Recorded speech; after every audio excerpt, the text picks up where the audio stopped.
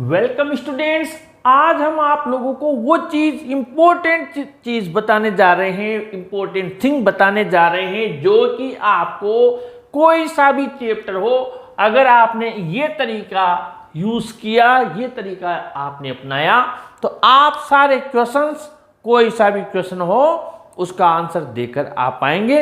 MCQ से लेकर पूरे आपके ऐसे टाइप क्वेश्चन आते हैं वहां तक के।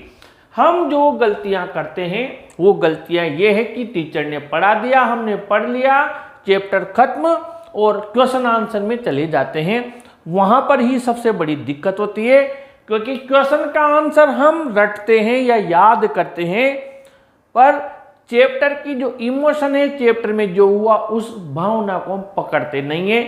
इसीलिए इंग्लिश हो या कोई सा भी सब्जेक्ट हो, हम उस पर कमांड यूज नहीं कर पाते हैं, भूल जाते हैं उस आंसर को। तो अब आप जब स्टडी शुरू कर रहे हैं, पढ़ाई शुरू कर रहे हैं, तो ये चीज ध्यान रखना, आपके पूरे साल में कम से भी कम हर सब्जेक्ट में इस तरीके से 10 to 20, 30 मार्क्स प्लस हो जाएंगे। Read it thoroughly. सबसे पहला तो ये है पॉइंट कि जब आप चैप्टर पढ़ें तो उसको थोरोली यानी पूरा पढ़ें।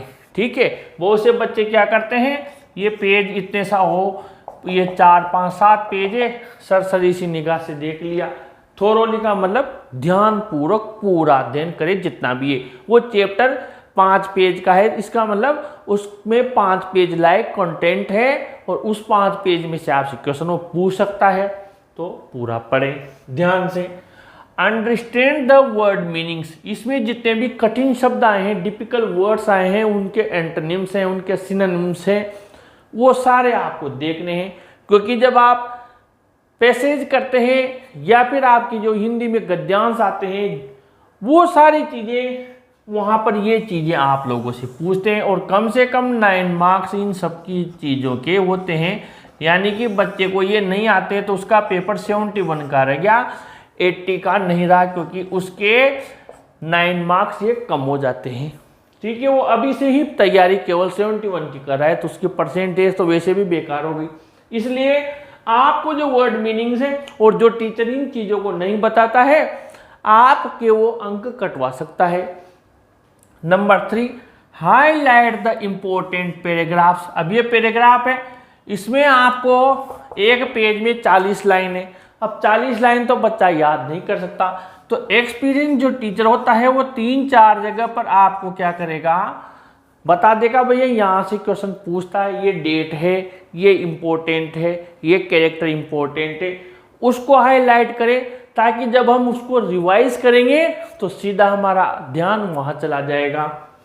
Try to answer the questions in your own words. आप स्वयं अपने शब्दों में आंसर लिखने की कोशिश करें। बच्चे क्या करते हैं, कुंजी, पासबुक, गाइड, किसी के नोट्स, उनको कंसल्ट करते हैं और आंसर प्रिपेयर करते हैं, फिर साथ रखते हैं, उसको रटते हैं, ये है वो है। अब क्या होता है, आपने 50 आंसर याद कर लिए, 100 आंसर याद कर लिए, कितना याद कर लोगे, इतने सारे सब्जेक्ट से, इतने सारे आंसर से। तो आप एक बार, भले ही हो सकता है आप जब आपके वर्ड्स में लिखेंगे तो हो सकता है कुछ ग्रामेटिकल, वोकैबुलरी की या कोई सी भी आपसे पंक्चुएशन की मिस्टेक हो जाए, वो इशू नहीं है। इशू ये है कि आपने 10 लाइन, 4 लाइन, 5 लाइन का जो आंसर है वो कितना लिखा, क्या आपने वो चीज बता दी जो वो पूछ रहा है, तो फिर वहां वो इशू नहीं रहा कि आपने यहाँ पर कोमा नहीं लगाई, सेमीकोलन नहीं लगाया, फुल स्टॉप नहीं लगाया, इन्वर्टेड कोमा नहीं लगाई। अगर ढंग का कोई टीचर है जिसके अंदर थोड़ी सी भी भावना है, तो इन चीज़ों को इग्नोर करके आपको करेक्ट करके फुल मार्क्स देगा कि बच्चे ने जो आंसर था वो आंसर लिख दिया, और वो आपको मार्क्स देगा।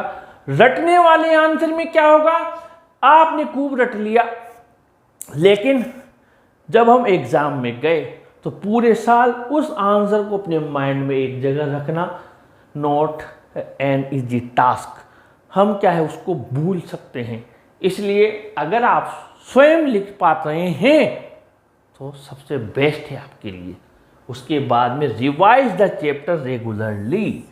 अब ये चैप्टर है, देखिए टीचर कोई सा भी हो, उसने आज पहला चैप्टर कंप्लीट करवाया तो जाहिर सी बात है वो दूसरे में जाएगा, फिर तीसरे में जाएगा, तो वो ऐसे आपके बढ़ता जाएगा और आपके 15 चैप्टर हैं मान लीजिए, तो ऐसे चला जाएगा।